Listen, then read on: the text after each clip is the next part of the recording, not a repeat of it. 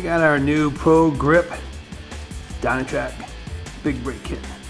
Exciting day. I'm going to do an installation video, show you how easy this is. Alright, well what we've done, we've taken off the tire, and we've got a lug nut, as you can see, holding on the stock rotor. We're going to remove the caliper bracket, and the rotor. Pretty simple process, and then we'll get rock and roll and started. And it's a very easy, simple kit. The tools that are needed are equally as simple.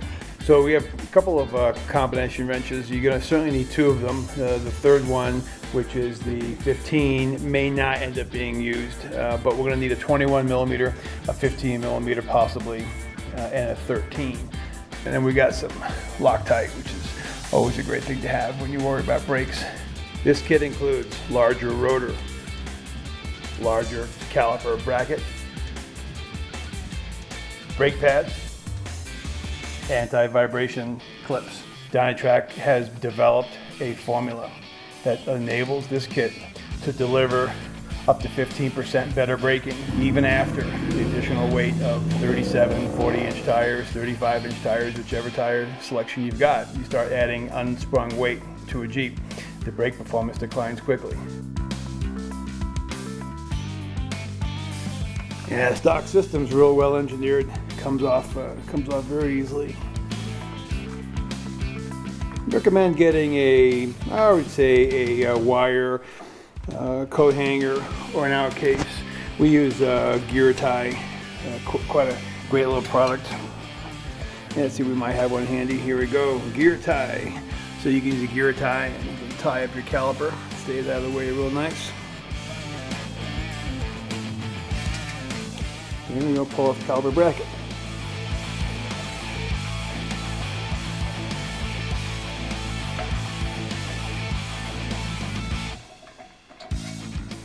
Wow, fantastic.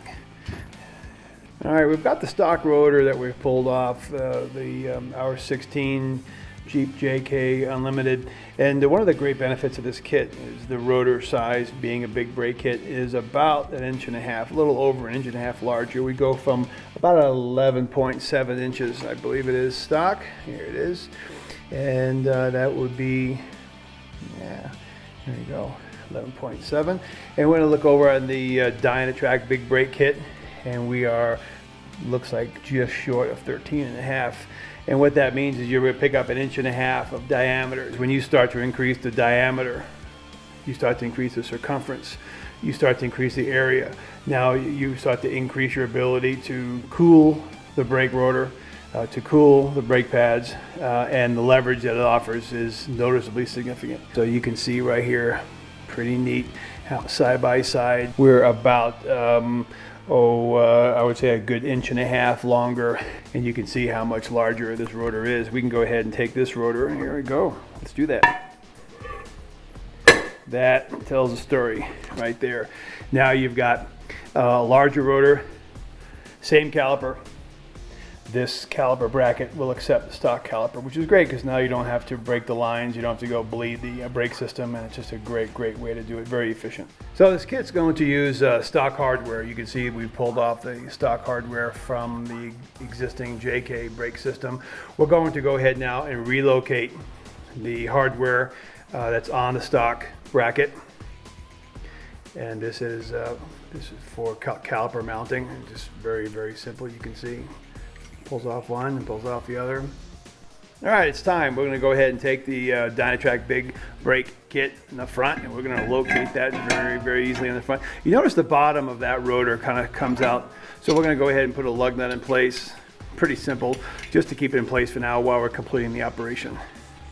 So what we're going to do now is add some Loctite to the thread of the caliper bracket itself. We're going to move the new Dynatrac bracket over in place. Very simply, we're going to go ahead and install that in there. Oh, it's pretty easy to do. Fantastic. We'll do the bottom one first.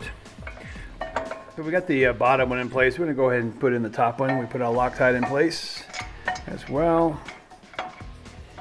Real nice. Once we've got both of the front caliper mounting bracket bolts in place, we'll go ahead and get a torque wrench set to 120 foot-pounds. There you go. We need a stronger mechanic. So we're going to go ahead and we're going to put the anti-vibration. These prevent vibration and squeak on the brake pads. We'll put these clips back in place. Now we've got our 2 clips in place on the front. We're going to go ahead and put the front outside pad in place. All right, great. We're going to go and install the caliper mounting bolts in place. Make sure we use our red Loctite again, and these bolts are at 26 pound-feet.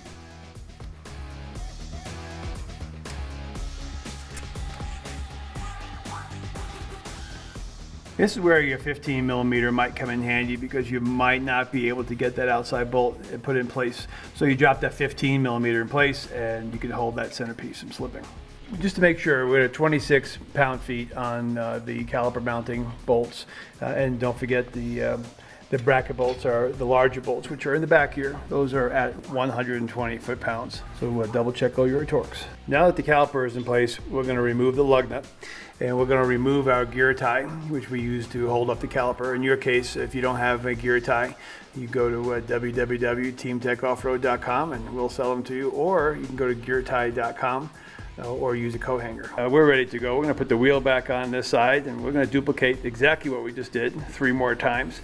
And we're going to go for a test ride. Now that we got the brake kit installed, let's see how this Hemi does against the brakes.